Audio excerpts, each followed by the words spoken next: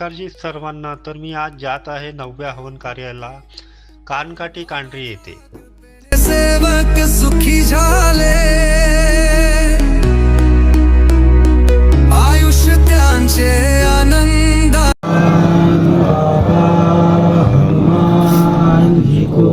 प्रणम मान त्यागी बाबा झुले जी को प्रणम परमात्मा एक.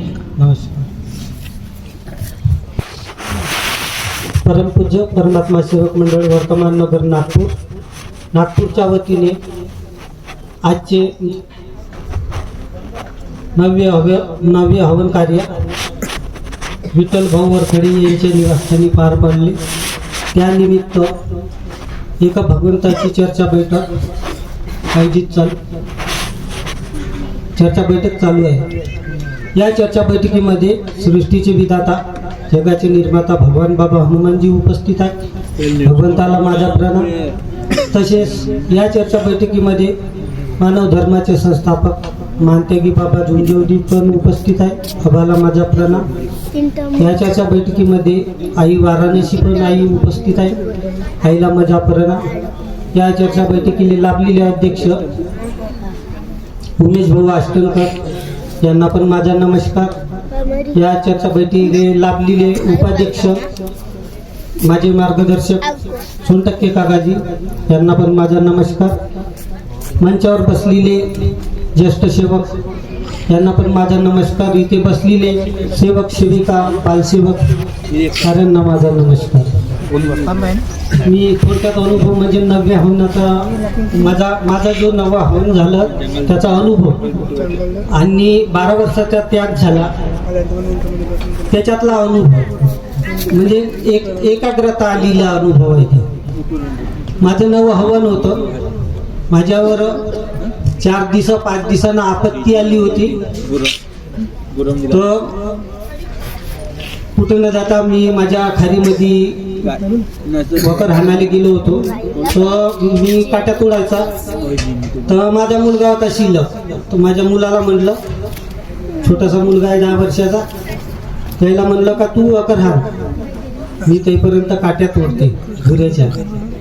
कारण तर आपल्याला रोजमजुरीचं रोजानं सांगणे किंवा रोजानं जाणे हे गृह्य होतं. पण आपल्या घरगुती असल्याच्या कारणानं आपण आपलं काम करू बा ह्या दृष्टिकोनातून ते काम केलं.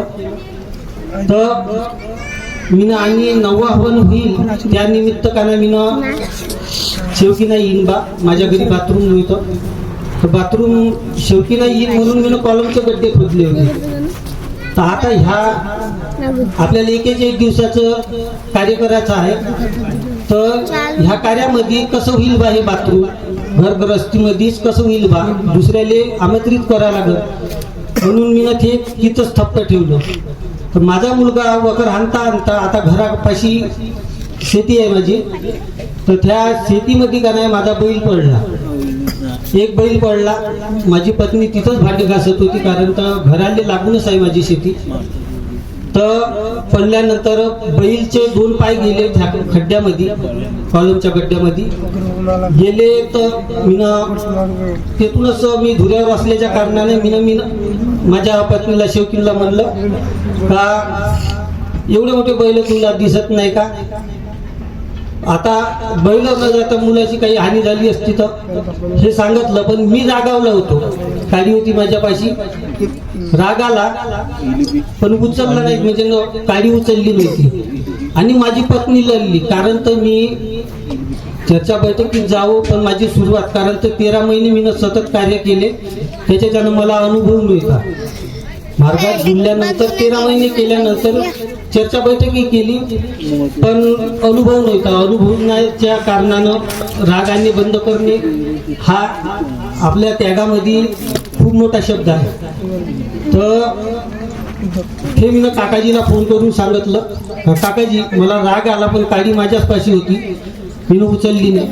पण एक शब्द सांगायचा राहिला का माझ्या पत्नीला लढली बा.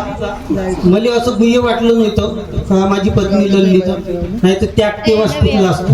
भगवंताची लीला पहा. आता तेथून माझा त्याग पुढं पुढं चालत चालला. मग 4-5 दिवसानं इंचू भेटला. इंचून दंश केला. दंश केल्यानंतर मी म्हटलं इंचून दंश केला. ह्या अनेकाच्या याच्या दृष्टिकोनातून सोचलं तर पुढं पुढे जाईन तर तसा तसा चेडन बा, म्हणून त्या इंचूले मी जागेवर मारलं. सांगितलं नाही हे राहिले चुकी. जे चुकी 9व्या याच्यामध्ये मी केली, त्यागामध्ये जे चुकी केली ते मला 12व्या बाबाच्या शुद्धीकरणाच्या दिवशी मला ते अजून अनुभवली. म्हणून मी 9 आव्हाने म्हणजे त्यागाच्या याच्या पहिल्या कार्यामधले सांगतो का जे चुक्या झाल्या, जे करशील ते भरशील, या वचनाला विसरू नको. म्हणजे आपण केलेले कर्म कोण्या पद्धतीनं भोगाली येईल नाही. हा मानव आहे. मानवासारखा चतुर प्राणी कोणीच नाही जगामध्ये. कारण हा डबल बुद्धीचा मानव आहे. सिंगल बुद्धी जनावर आले आहे. त्याच्या ज्यानं भगवंतानं बाबांनी असं म्हणलं आहे का ह्या धर्तीवर स्त्री या पुरुष दोनच भगवंतापर्यंत जाण्याचे रस्ते आहे. बरोबर असो. हे झाल्यानंतर मग दिवस 41 दिवस जवळ आले. मग जायचा दिवस आला. ज्या दिवशी जायचं होतं मला 42व्या दिवशी प्रसाद करून तर जायचं होतं. काकाजीला घेतलं. 2 सेवक होते त्याला घेऊन गेलो. मंडळात गेल्यानंतर तिथं प्रश्न विचारते. आपल्याला जे नियम दिले हे नियम विचारते का कोणत्या नियमाचं पालन केलं. मी 4 नियम बरोबर सांगितलं. 5वा नियम अटकला माझ्या. कारण तर राग आणणे बंद करणे हाच नियम का नाही अटकला. अनुभवी नाही राहत. आपल्याला अनुभव नाही राहत. अनुभव येण्यासाठी विठ्ठल भाऊ सांगितलं का चर्चा बैठक अटॅच करा. त्याच्यामध्ये जो सेवक सांगते ना ते सत्य परिस्थिती सांगते. ह्या सत्य परिस्थितीमधूनच आपलं घरग्रस्ती उज्ज्वल होते. तर तिथे गेल्यानंतर एकच शब्द राहिला त्या काकाजी मग इशारा केला. पण इशारा काही समजत नाही. कारण तर तिथं जिथं भगवंताचं चाले तिथं कोणाचं नाही चाले अशी वृत्ती आहे. तिथं गेल्यानंतर काकाजीने सांगितलं का तू भगवंता परत अशी जा, अंदर जा, भगवंताला विचार. थाईच बसूनही करावं का चित्त. तिथं गेल्याबरोबर पलकत नाही मारत. तर भगवंतानं सांगितलं का रागांनी बंद करणे. तसंच उठलो काकाजीकडे आलो. काकाजीने सांगितलं. काकाजी म्हटलं रागांनी बंद करणे. कोण सांगितलं? मा भगवंतानं सांगितलं. कारण तर एकाग्रता जेव्हा बुद्धी राहील तेव्हा आपले जे शब्द आहे ते अडकडतच नाही. ठामपणे सांगून देते. तर आता राहिला बाबाचा केलेला त्याग म्हणजे 12 वर्षीय समजाचा शुद्धीकरणाचा. तर त्या त्यागामध्ये कसं झालं जे मीनं कर्म केले होते पहिले. आता भगवंतानं तर मापासून सोडून घेतले. मला लक्षातही आलं का कोण्या पद्धतीचे माझे कर्म झाले. पहिल्या दिवशी आलो. जो इच्छू मारला होता पहिल्या त्यागामध्ये तोच इच्छू माझ्या दरवाज्यात आला. लहानचा सूक्ष्म होता दिसे नाही. पण क्षमा शांती दया जेवढे दिवस आपण वावरलो सत्यमर्यादा प्रेम म्हणते. क्षमा शांती दया आपल्या अंगी येऊन जाते. कारण सकाळची विनंती संध्याकाळची प्रार्थना एकाग्रताने केली तर क्षमा शांती दया येते. राग व कंट्रोल होते. तर त्या इंचुले मीनं बाबा म्हणलं त्याग हा तुमचा, माझा वाला त्याग नाही. मी निमित्त माझं शरीर घेऊन मी निमित्त. त्याग तुमचा आहे. त्याग हा माझ्या शरीरानं करायचा आहे. तुम्हाला का पट्टेत करतो. पण मला एक पन्नी घेतली. त्याच्यामध्ये पन्नी घेतल्यानंतर इंचुले टाकलं आणि बाहेर सोडलं. नाही झाडून टाकलं. माझ्या इंचूच्या वक्ती झाडून टाकलं. मग 2-3 दिवशी माझ्या पत्नीला इंचू अजून आला. तर माझ्या पत्नीच्या हाताला ते म्हणते का आजी इंचू आला. तर थेट एका पेपरामध्ये घेतलं आणि त्याला नेऊन टाकलं. म्हणजे जिथं मी इंचू मारला होता तेच घटना मला दुबारा त्या त्यागामध्ये आली. मी कळून गेलो का बापू तू तिथं चुकला होता. इथं दुरुस्त होय. मी दुरुस्त झालो. दुसरी गोष्ट मापई जिथं ज्या खांद्यामध्ये मी म्हणजे कॉलम मध्ये दबला होता बैल 2 पायानं तिथं वेदना नाही झाली ती मा बैलाला.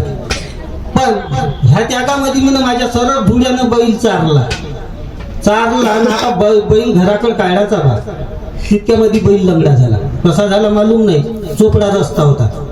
आलो घरी, भगवंताची कशी का लीला बा म्हटलं, आता बैल झाला. पण मग काकाजीला फोन केला, कारण तर हे शुद्धीकरणाचं म्हणल्यानंतर मार्गदर्शक नव्हतेच, पहिले विचारणं नव्हतंच, कारण तर आपल्या अनुभवानं करायचा होता. तरी पण मी विचारलं, ज्याचं पुशे त्याचं नाही नाशी, असं काम आहे ते.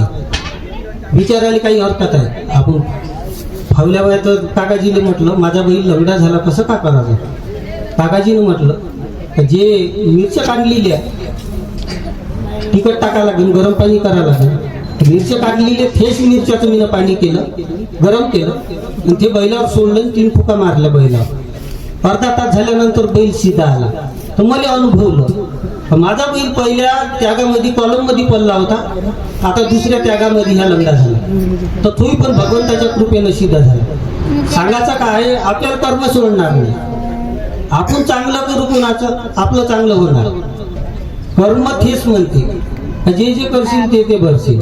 चांगलं करशील तर चांगलं उगव, बेकार करशील तर बेकार उगव.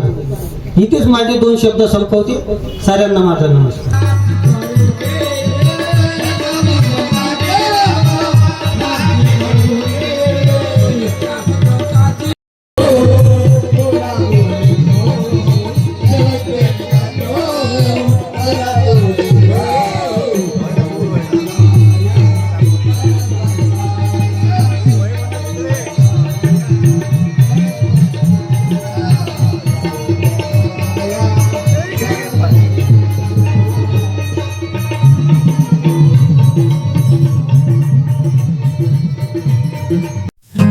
बाबा देवजीच्या चरणाशी आलो मी, त्यांच्या नजरेत दिसे आशेचा प्रकाश मी.